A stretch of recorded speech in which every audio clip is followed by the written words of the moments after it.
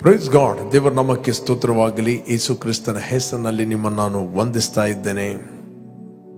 ನನ್ನವನಾಗಿರುವ ನೀತಿವಂತನು ಆತನು ನಂಬಿಕೆಯಲ್ಲಿಯೇ ಬದುಕುತ್ತಾನೆ. ನನ್ನವನಾಗಿರುವ ನೀತಿವಂತನು ಆತನು ನಂಬಿಕೆಯಲ್ಲಿಯೇ ಬದುಕುತ್ತಾನೆ. ಇಬ್ರಿಯರಿಗೆ ಬರೆದ 10:38 ವಚನ. ಇಲ್ಲಿ ದೇವರು ಹೇಳ್ತಾನೆ ನನ್ನವನಾಗಿರುವ ಪಾಪಿ ಅಂತ ಹೇಳುದಿಲ್ಲ. ಇಲ್ಲಿ ದೇವರು ಹೇಳ್ತಾನೆ ನನ್ನವನಾಗಿರುವ ನೀತಿವಂತನಂತ. ನನ್ನವನಾಗಿರುವ ನೀತಿವಂತನು. God is spirit. ದೇವರು ಆತ್ಮಸ್ವರೂಪಿ. ದೇವರು ಆತ್ಮಸ್ವರೂಪಿ ಮತ್ತು ಆತ್ಮಿಕ ಲೋಕದಲ್ಲಿ ಆತನು ಜೀವಿಸ್ತಾ ಇದ್ದಾನೆ. ಮತ್ತು ದೇವರು ನೀತಿ ಸ್ವರೂಪಿ. ನಾವು ಯೇಸು ಕ್ರಿಸ್ತನ ಮೂಲಕ ನಾವು ಇವತ್ತು ಹುಟ್ಟಿದ್ದೇವೆ ನೀತಿ ಸ್ವರೂಪಿಗಳಾಗಿ.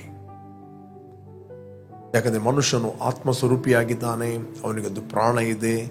ಶರೀರ ಎಂಬ ಮನೆಯಲ್ಲಿ ಆತನು ವಾಸ ಮಾಡ್ತಾ ಇದ್ದಾನೆ. ಇವತ್ತು ನಾವು ನೀತಿವಂತರಾದದ್ದು ದ ರಿಯಲ್ ಮ್ಯಾನ್, ದೇವರಿಂದ ಹುಟ್ಟಿದ ವ್ಯಕ್ತಿ. ದೇವರಿಂದ ಹುಟ್ಟಿದ ವ್ಯಕ್ತಿ ಆತನು ನೀತಿವಂತ. ದೇವರು ನೋಡುವಂಥದ್ದು ಆ ವ್ಯಕ್ತಿಯನ್ನು. The hidden man of the heart ಅಂತ ಬೈಬಲ್ ಹೇಳ್ತದೆ. ಪೇತ್ರನಿಗೆ ಬರೆದ ಗ್ರಂಥದಲ್ಲಿ 3:4 ವಚನದಲ್ಲಿ ನಾವು ಓದಿದ್ರೆ ನಮಗೆ ಸಿಗ್ತದೆ. 1 Peter 3:4.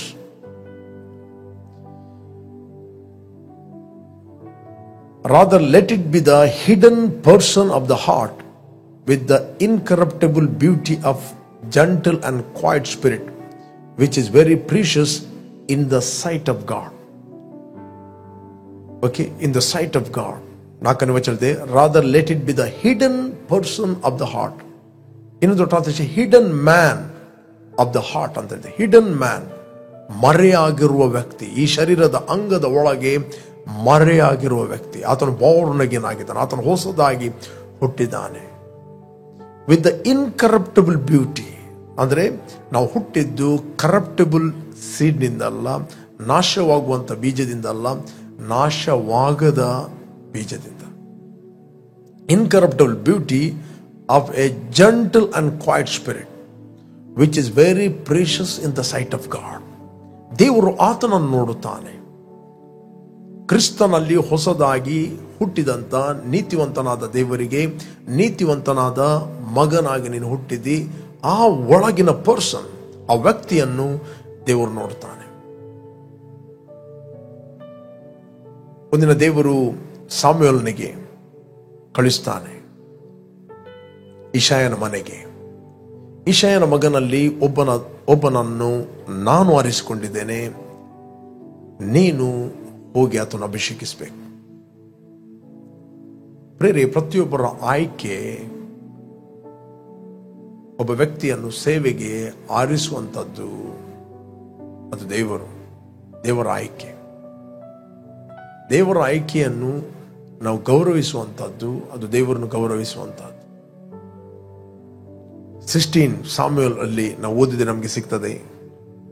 16 ಸಾಮ್ಯುಯೇಲ್ 1ನೇ ಸಾಮ್ಯುಯೇಲ್ 16ನೇ 1ನೇ ವಚನದಿಂದ ಓದಿ ನಮಗೆ ಸಿಗ್ತದೆ. 7ನೇ ವಚನದಲ್ಲಿ ಬರೆಯಲ್ಪಟ್ಟಿದೆ. ಆದರೆ ಯೆಹೋವನು ಸಾಮ್ಯುಯೇಲನಿಗೆ ನೀನು ಅವನ ಚೆಲುವಿಕೆಯನ್ನು ನೀಳವನ್ನು ನೋಡಬೇಡ. ಆದರೆ ಯೆಹೋವನು ಸಾಮ್ಯುಯೇಲನಿಗೆ ನೀನು ಅವನ ಚೆಲುವಿಕೆಯನ್ನು ನೀಳವನ್ನು ನೋಡಬೇಡ, ನಾನು ಅವನನ್ನು ತಳ್ಳಿಬಿಟ್ಟಿದ್ದೇನೆ. ಯೆಹೋವನು ಮನುಷ್ಯರಂತೆ ಹೊರಗಿನ ತೋರಿಕೆಯನ್ನು ನೋಡದೆ ಹೃದಯವನ್ನೇ ನೋಡೋನಾಗಿದ್ದಾನೆ ಅಂದನು. But the Lord said to Samuel, don't judge by his appearance or height, for I have rejected him. The Lord doesn't see things the way you see them. People judge by the outward appearance, but the Lord looks at the heart. But the Lord looks at the hidden person of the heart. ಇಲ್ಲಿ ದೇವರ ವಾಕ್ಯದಲ್ಲಿ ನನ್ನವನಾಗಿರುವ ನೀತಿವಂತನು ನೀನು ಆದದಲ್ಲ, ದೇವರು ನಿನಗೆ ಕ್ರಿಸ್ತನಲ್ಲಿ ನೀತಿವಂತನಾಗಿ ಮಾಡಿದ್ದಾನೆ. ನಿನ್ನನ್ನೇ ನೀತಿವಂತ ಅಂತ ಹೇಳುವಂಥದ್ದು there is a pride. ದೇವರು ನಿನ್ನನ್ನು ಮಾಡಿದ್ದನ್ನು ಒಪ್ಪುವಂಥದ್ದು there is a humbleness. But ದೇವರು ನಿನ್ನ ಏನು ಮಾಡಿದ್ದಾನೆ ಅದನ್ನು ನೀನು ಪ್ರೊಕ್ಲೇಮ್ ಮಾಡುವಂಥದ್ದು, ಅದನ್ನು ಡಿಕ್ಲೇರ್ ಮಾಡುವಂಥದ್ದು, ದಟ್ ಇಸ್ ಹಂಬಲ್ನೆಸ್. ಬಟ್ ಕಾಣುವ ಜನರಿಗೆ ಅದು ಪ್ರೈಡ್ ಆಗಿ ಕಾಣಬಹುದು. ಬಟ್ ದೇವರ ಸೈಟಲ್ಲಿ ದಟ್ ಇಸ್ ಹಂಬಲ್ನೆಸ್. ಹಂಬಲ್ನೆಸ್ ಅಂತ ಹೇಳಿದ್ರೆ ಮನುಷ್ಯನ ಡಿಸ್ಕ್ರಿಪ್ಷನ್ ಬೇರೆ, ದೇವರ ವಿವರಣೆ ಬೇರೆ.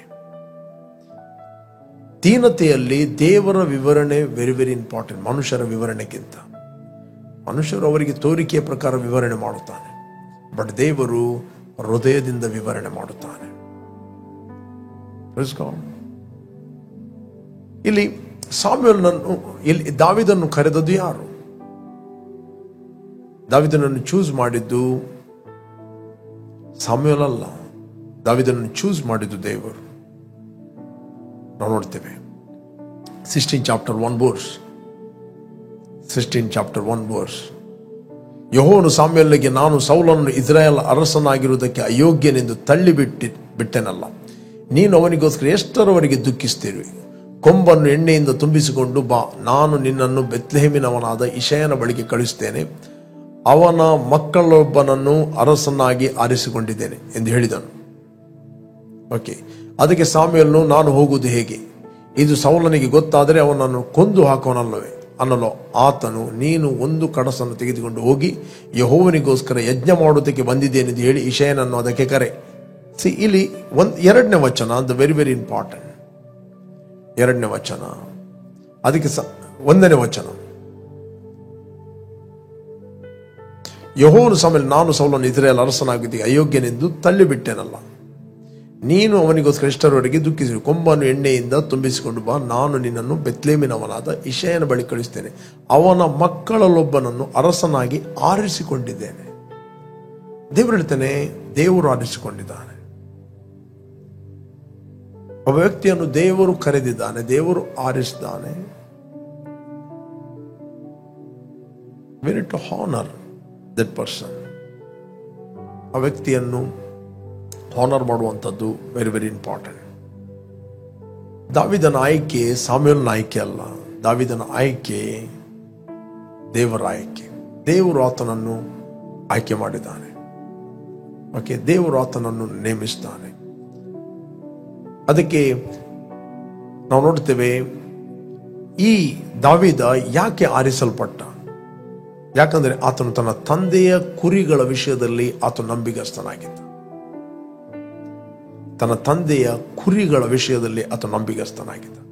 ಉಳಿದ ಎಲ್ಲ ಮಕ್ಕಳು ಇದ್ದರು, ಬಟ್ ಅವರು ತಂದೆಗೆ ನಂಬಿಗಸ್ತರಾಗಿರಲಿಲ್ಲ. ಅವರ ತಂದೆಗೆ ನಂಬಿಗಸ್ತರಾಗಿರಲಿಲ್ಲ. ಬಟ್ ಒಬ್ಬ ನಂಬಿಗಸ್ತನಾಗಿದ್ದ, because of God, only because of god.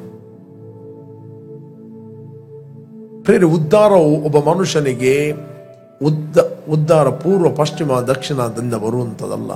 ಉದ್ಧಾರವು ಒಬ್ಬ ಮನುಷ್ಯನಿಗೆ ದೇವರಿಂದ ಬರುವಂಥದ್ದು. The promotion does not come from east and west. The promotion is come from above. ಅದು ಆತನಿಂದ ಬರುತ್ತದೆ. ಈ ದಾವೀದ ನಾವು ನೋಡ್ತೇವೆ, ಆತನು ತಂದೆಗೆ ಅಧೀನಾದ ಮಗನಾಗಿದ್ದ. ಇನ್ನೊಬ್ಬ ನಾವು ನೋಡ್ತೇವೆ, ಸೊಲೊಮನ್, ಆತನ ಮಗ. ಅವನ ವಿಷಯದಲ್ಲಿ ದಾವೀದನು ಸಾಕ್ಷಿ ಕೊಡುತ್ತಾನೆ.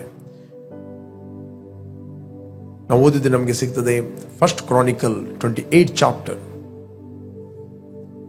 1 Chronicle 28 4 ಓದಿ 4ರಿಂದ ಓದಿ ನಮಗೆ ಸಿಗ್ತದೆ.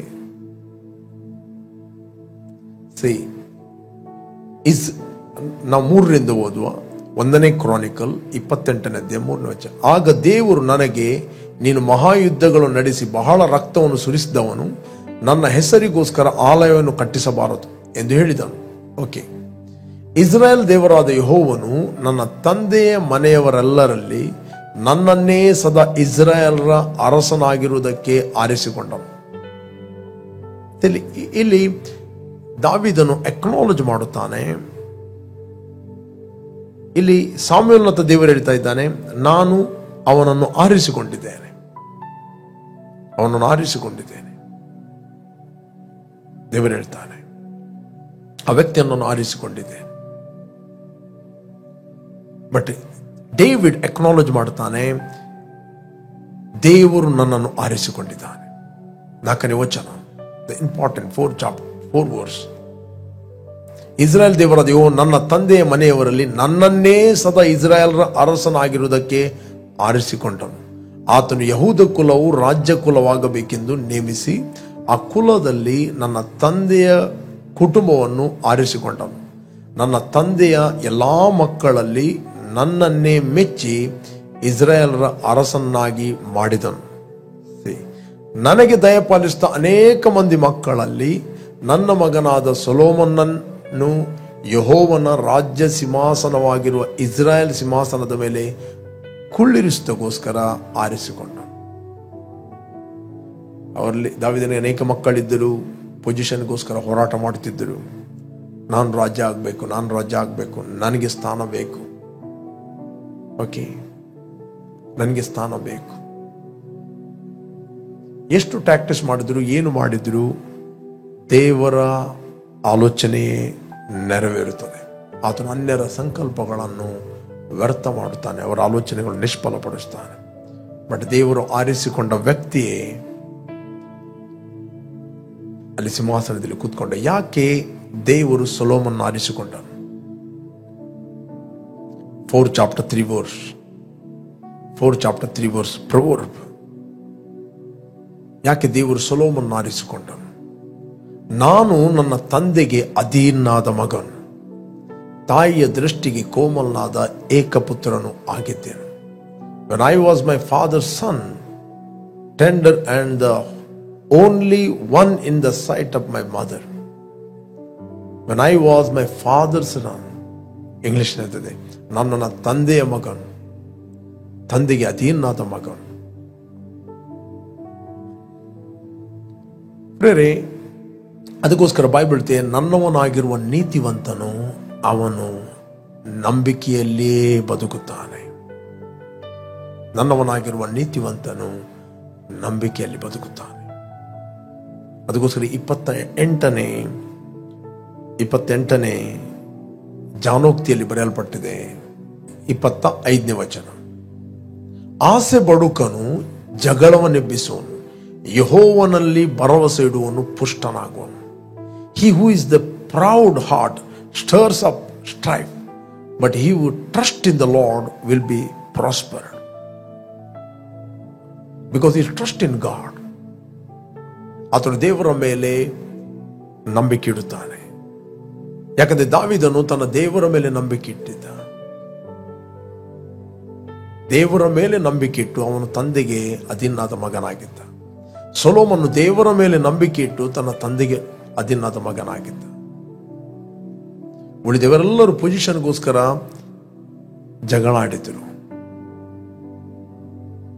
ಬಟ್ ತಂದೆಗೆ ಅಧೀನಾದ ಮಗನನ್ನೇ ದೇವರು ಆರಿಸಿಕೊಂಡ.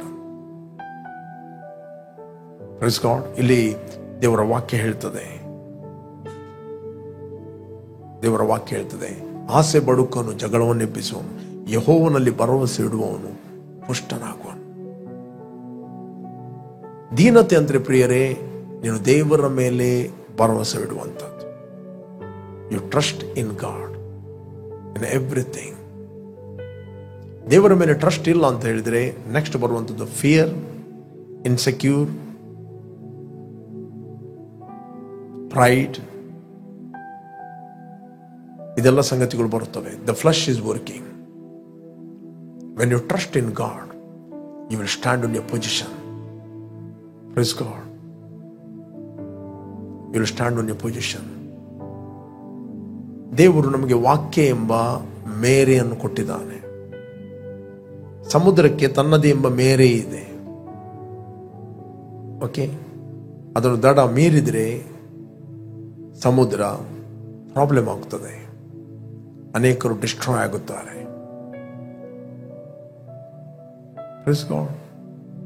ಅದಕ್ಕೆ ಆಸೆ ಬಡುಕನು ಜಗಳವನ್ನು ಎಬ್ಬಿಸುವನು, ಯೆಹೋವನಲ್ಲಿ ಭರವಸೆ ಇಡುವನು ಪುಷ್ಟನಾಗುವನು. 26ನೇ ವಚನ ಹೇಳ್ತದೆ, ತನ್ನಲ್ಲೇ ಭರವಸೆ ಇಡುವನು ಮೂಢನು, ಜ್ಞಾನದಿಂದ ನಡೆಯುವನು ಉದ್ಧಾರವನ್ನು ಪಡೆಯುವನು. He who trusts in the own heart is a fool, but whoever walk wisely will be delivered. ಪ್ರೇರೆ, ನನ್ನವನಾಗಿರುವ ನೀತಿವಂತನು ಅವನು ನಂಬಿಕೆಯಲ್ಲೇ ಬದುಕುತ್ತಾನೆ. ಅವನು ಹಿಂತೆಗೆದರೆ ಅವನಲ್ಲಿ ನನಗೆ ಸಂತೋಷವಿಲ್ಲ. ನಂಬಿಕೆ ಯಾರ ಮೇಲೆ? ಕಾಣದ ಲೋಕದಲ್ಲಿರುವ ದೇವರ ಮೇಲೆ. Without faith no one can please God. ನಂಬಿಕೆ ಇಲ್ಲದೆ ಯಾರು ಕೂಡ ದೇವರನ್ನು ಮೆಚ್ಚಿಸಲಿಕ್ಕೆ ಆಗೋದಿಲ್ಲ. ಬೈಬಲ್ ಹೇಳುವುದಿಲ್ಲ ಕಣ್ಣೀರಿಲ್ಲದೆ ಯಾರು ದೇವರನ್ನು ಮೆಚ್ಚಿಸಲಿಕ್ಕೆ ಆಗುವುದಿಲ್ಲ ಅಂತ. ನಿರೀಕ್ಷೆ ಇಲ್ಲದೆ ಯಾರು ದೇವರನ್ನು ಮೆಚ್ಚಿಸಲಿಕ್ಕೆ ಆಗುವುದಿಲ್ಲ ಅಂತ ಹೇಳಲಿಲ್ಲ. ಬಟ್ ಬೈಬಲ್ ಹೇಳ್ತದೆ, ಇಬ್ರಿಯರಿಗೆ ಬರೆದ 11ನೇ ಅಧ್ಯಾಯ 6ನೇ ವಚನದಲ್ಲಿ, ನಂಬಿಕೆ ಇಲ್ಲದೆ ಯಾರು ಕೂಡ ದೇವರನ್ನು ಮೆಚ್ಚಿಸಲಿಕ್ಕೆ ಆಗುವುದಿಲ್ಲ. It is impossible. Faith is in what? ನಂಬಿಕೆ ಯಾವುದರ ಮೇಲೆ? ನಂಬಿಕೆ ದೇವರ ವಾಕ್ಯದ ಮೇಲೆ.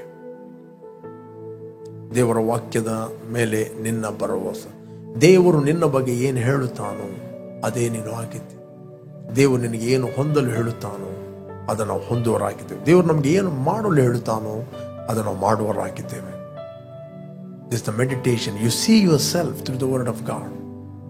ನಮ್ಮನ್ನು ನಾವು ದೇವರ ವಾಕ್ಯದಲ್ಲಿ ನೋಡುವುದಂದರೆ ದೇವರು ನಮ್ಮನ್ನು ನೋಡಿದಾಗೆ ನಾವು ನೋಡುವುದು. ಅದಕ್ಕೆ ಬೈಬಲ್ ಹೇಳ್ತಿದೆ, ನಾನು ಮನುಷ್ಯರಾಗಿ ಹೊರಗೆ ನೋಡುವವರಲ್ಲ, ನಾನು ಆಂತರ್ಯವನ್ನು ನೋಡುವವನು. ನಾನು ಮನುಷ್ಯನಾಗಿ ಹೊರಗೆ ನೋಡುವಲ್ಲ, ಆಂತರ್ಯವನ್ನು ನೋಡುವನು. ಬಟ್ ದೇವರು ನಿಮ್ಮ ಆಂತರ್ಯವನ್ನು ನೋಡ್ತಾನೆ. ಬಟ್ ನಾವು ನಮ್ಮ ಆಂತರ್ಯವನ್ನು ದೇವರ ಹಾಗೆ ನೋಡಬೇಕಾದ್ರೆ ವಾಕ್ಯದ ಮೂಲಕ ನೋಡಬೇಕು. ನಿಮ್ಮ ಮೈಂಡಲ್ಲಿ ಅನೇಕ ಆಲೋಚನೆಗಳು ಬರ್ಬೋದು, ಅನೇಕ ಸಂಗತಿಗಳು ಬರ್ಬೋದು. ಬಟ್ ದೇವರು ನಿನ್ನನ್ನು ಹೇಗೆ ನೋಡ್ತಾನೆ? ದೇವರು ನಿನ್ನ ಹೇಗೆ ನೋಡ್ತಾನೆ ಅಂತ ಹೇಳಿದ್ರೆ ವಾಕ್ಯದಲ್ಲಿ ನೋಡ್ತಾನೆ. ದೇವರ ವಾಕ್ಯವೇ ದೇವರಾಗಿದ್ದಾನೆ. ದೇವರ ವಾಕ್ಯ ನಿನ್ನ ಬಗ್ಗೆ ಏನು ಹೇಳ್ತದೆ ಅದೇ ನೀನು ಆಗಿದ್ದೆ ಅಂತ ಹೇಳಿದ್ರೆ ನಿನ್ನನ್ನು ನೀನು ವಾಕ್ಯ ಎಂಬ ಕನ್ನಡಿಯಲ್ಲಿ ನೋಡುವಂಥದ್ದು. Always see yourself. You are healthy, you are strong, you are more than conqueror. ನೀನು ಜಯಶಾಲಿ ಆಗಿದ್ದಿ, ಜಯಶಾಲಿಗಳಿಗಿಂತ ಜಯಶಾಲಿ ಆಗಿದ್ದಿ. ನೀನು ಆರೋಗ್ಯದಲ್ಲಿ ನಡೆಯುತ್ತಿ, ಸಮೃದ್ಧಿಯಲ್ಲಿ ನಡೆಯುತ್ತಿ, ಅಭಿವೃದ್ಧಿಯಲ್ಲಿ ನೀನು ನಡೆಯುತ್ತಿ, ನಿತ್ಯ ಜೀವದಲ್ಲಿ ನಡೆಯುತ್ತಿ, ಬೆಳಕಿನಲ್ಲಿ ನಡೆಯುತ್ತಿ. ಓಕೆ, ನೀನು ಯಾವಾಗ ನಡೆಯುತ್ತಿ ಆಗ ನಿನ್ನ ಬೆಳಕು ಅನೇಕರಿಗೆ ಪ್ರಕಾಶಿಸಲ್ಪಡುತ್ತದೆ. ಅದಕ್ಕೆ ದೇವರ ವಾಕ್ಯ ಹೇಳ್ತದೆ, ನೀತಿಯಲ್ಲಿ ನಡೆಯುವವನು ಆತ ನೀತಿವಂತನಾಗಿದ್ದಾರೆ ಎಂದು ನಮಗೆ ಗೊತ್ತಿದ್ದರೆ ನೀತಿಯನ್ನು ಅನುಸರಿಸುವ ಪ್ರತಿಯೊಬ್ಬನು ಆತನಿಂದ ಹುಟ್ಟಿದವನಾಗಿದ್ದಾನೆಂದು ನೀವು ತಿಳಿದಿದ್ದೀರಿ. ಕೆಲವರು ಕೇಳಿದರೆ, ಮೊನ್ನೆ ನಾನು ಮಾತಾಡಿದೆ, ನೀನು ನೀತಿವಂತನಂತ ಕೇಳಿದರೆ, ನಾನು ನೀತಿವಂತನಲ್ಲ, ನಾನು ರಕ್ಷಣೆ ಹೊಂದಿದ ಪಾಪಿ. ನೀವು ರಕ್ಷಣೆ ಹೊಂದಿದ ಪಾಪಿಗಳಲ್ಲ, ನೀವು ರಕ್ಷಣೆ ಹೊಂದಿದ ನೀತಿವಂತರು. ಓಕೆ, ಕೆಲವರು ಹೇಳ್ತಾನೆ, ನಾನು ನೀತಿವಂತನಾಗಲಿಕ್ಕೆ ಟ್ರೈ ಮಾಡ್ತಾ ಇದ್ದೇನೆ. I am trying to be righteous. ನೀನು ನೀತಿವಂತನಾಗಲಿಕ್ಕೆ ನೀನು ಟ್ರೈ ಮಾಡಿದ್ದರಿಂದ ನೀನು ನೀತಿವಂತನಾಗುವುದಿಲ್ಲ. ನೀನು ನಂಬಿದ್ದರಿಂದ ನೀನು ನೀತಿವಂತನಾಗುತ್ತೆ. The finished work of the cross. God's righteousness is imparted into your spirit. You are born as a righteous. ನೀನು ಹುಟ್ಟಿದ ನಂತರ ಹುಡುಗಿ ಆಗುವುದಿಲ್ಲ. ಹುಟ್ಟುವಾಗಲೇ ಹುಡುಗಿಯಾಗಿ ಹುಟ್ಟುತ್ತಿ, ಹುಟ್ಟುವಾಗಲೇ ಹುಡುಗನಾಗಿ ಹುಟ್ಟಿದ್ದೆ. ಅದೇ ರೀತಿ ನಾವು ಹುಟ್ಟುವಾಗಲೇ ನೀತಿವಂತನಾಗಿ ನಾವು ಹುಟ್ಟಿದ್ದೇವೆ. We are born righteous. ನಿಮಗೆ ಈ ನಾಲೆಜ್ ಇದೆ ಅಂತ ಹೇಳಿದ್ರೆ, ಈ ಕಾನ್ಫಿಡೆನ್ಸ್ ಇದೆ ಅಂತ ಹೇಳಿದ್ರೆ, ನಿಮ್ಗೆ ಯಾವಾಗಲೂ ಪ್ರಾರ್ಥನೆ ಮಾಡಲಿಕ್ಕೆ ಧೈರ್ಯ ಇರುತ್ತದೆ. ನೀವು ಬೋಲ್ಡ್ಲಿ ನೀವು ಪ್ರಾರ್ಥನೆ ಮಾಡುತ್ತೀರಿ. ಯಾಕಂದರೆ ದೇವರು ನೀತಿವಂತರ ಪ್ರಾರ್ಥನೆಗೆ ಕಿವಿ ಕೊಡುತ್ತಾನೆ. ನೀವು ನೀತಿವಂತರು ಕ್ರಿಸ್ತನಲ್ಲಿ ಅಂತ ನಿಮಗೆ ನಂಬಿಕೆ ಇರುತ್ತದೆ. Knowledge brings understanding. ತಿಳುವಳಿಕೆಯನ್ನು ತರುತ್ತದೆ. ಮತ್ತು ಸತ್ಯವೇದದಲ್ಲಿ ಅನೇಕ ವಾಕ್ಯಗಳು ಬರೆಯಲ್ಪಟ್ಟಿದೆ. ನೀತಿವಂತನು ಯಾರು ಅಂತ. ನೀತಿವಂತನ ಸಂತಾನವು ಅದು ಬಲಿಷ್ಠವಾಗುವುದು. ನೀತಿವಂತರಿಗೆ ಕೆಟ್ಟ ಸುದ್ದಿಯ ಭಯವೇ ಇಲ್ಲ. ನೀತಿವಂತರು ನೀರಾವರಿಯಲ್ಲಿ ಬೆಳೆದ ಎಣ್ಣೆ ಮರದ ಸಸ್ಯಗಳಂತಿದ್ದಾರೆ. ನೀತಿವಂತರು ಖರ್ಜೂರದ ಮರದಾಗಿ ಬೆಳೆಯುವರು, ಲೆಬನೋನ್ನ ದೇವದಾರು ವೃಕ್ಷದಾಗಿ ವೃದ್ಧಿಯಾಗುವರು. ದೇವರ ಆಲಯದಲ್ಲಿ ಸಸಿಗಳಂತೆ ನೆಡಲ್ಪಡುವರು, ಅಂಗಳದಲ್ಲಿ ಚೆನ್ನಾಗಿ ಬೆಳೆಯುವರು ಅಂತ ವಾಕ್ಯ ಹೇಳ್ತದೆ. ನೀತಿವಂತರನ್ನು ದ್ವೇಷಿಸುವವರು ಅಪರಾಧಿಗಳು ಎಂದು ಎನಿಸಲ್ಪಡುವರು. ನೀತಿವಂತರ ಎಲುಬುಗಳನ್ನು ಆತನು ಕಾಪಾಡುತ್ತಾನೆ. ನೀತಿವಂತರಿಗೆ ಸಂಭವಿಸುವ ಕಷ್ಟಗಳು ಅನೇಕ ಇದ್ದರು. ಯೆಹೋವನು ಅವೆಲ್ಲವುಗಳಿಂದ ಬಿಡಿಸ್ತಾನೆ. ನೀತಿವಂತರ ಕೊಂಬು ಮಹಿಮೆಯೊಡನೆ ಎತ್ತಲ್ಪಡುವುದು. ನೀತಿವಂತನು ನನ್ನ ಜನರು ಯಾವಾಗಲೂ ಜ್ಞಾಪಿಸುವರು. ನೀತಿವಂತನ ಅತ್ಯಾಸಕ್ತಿಯುಳ್ಳ ಪ್ರಾರ್ಥನೆಯು ಅದು ಬಹು ಬಲವುಳ್ಳದು. ಪ್ರಿಯರೇ, ಇದೆಲ್ಲ ನನ್ನವನಾಗಿರುವ ನೀತಿವಂತನು ನಂಬಿಕೆಯಲ್ಲೇ ಬದುಕುತ್ತಾನೆ. ರೈಚಸ್ನೆಸ್ ಎಂಬುವಂಥದ್ದು ದೇವರ ಡಿವಿನಿಟಿ, ದೈವಿಕ ಸ್ವಭಾವ. ನೀತಿವಂತ ಹೇಳುವಂಥದ್ದು ದೇವರ ಮುಂದೆ ನಿಲ್ಲುವಂಥ ಹಕ್ಕು. ಅವನು ಪರಿಶುದ್ಧನು, ದೋಷವಿಲ್ಲದವನು, ನಿರ್ದೋಷಿ. ಪ್ರೇರಿ, ಈ ನೀತಿ ಎಂಬ ವರ ನಮಗೆ ಗಿಫ್ಟ್ ಆಗಿ ಕೊಡಲ್ಪಟ್ಟಿದೆ. ತೀತನು ಬರೆದ ಪತ್ರಿಕೆಯಲ್ಲಿ 3ನೇ ಅಧ್ಯಾಯ 6ನೇ ವಚನ, 6 ಮತ್ತು 7ನೇ ವಚನ,